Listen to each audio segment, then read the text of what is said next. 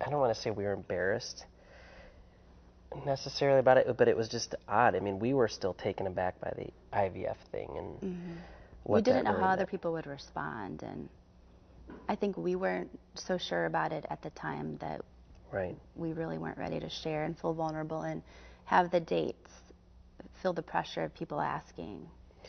And I think that was part of it, is that we didn't want to not only ourselves be disappointed, but to disappoint others that it wasn't going to work. I cried. I cried at work. And I had to go in the bathroom when I found out because I couldn't.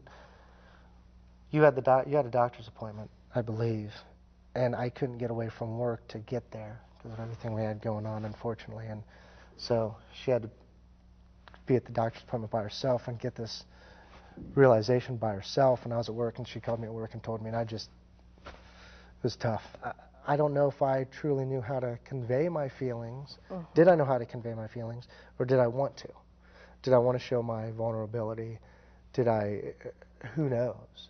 I'm sure for me it was a combination of all those. I don't want, in some sense, I didn't want Kirsten to see this broken individual that's her husband, who's supposed to be the strength. I felt very guilty. I felt to some degree like I was keeping him in a marriage where he couldn't fulfill something that he needed by having a biological child, because he could have gone on to be with someone else and have a biological child. It was my issue. And so I felt a lot of guilt. There was that side of, I think Sally initially felt like it was her fault. So the other side of that is then I went to get checked, and I was almost partially hopeful that I would have an issue so that there would not be on one of us, and I did. And I did feel so guilty that I couldn't get out of myself to reach out to you and be supportive and be a wife. I was in a world,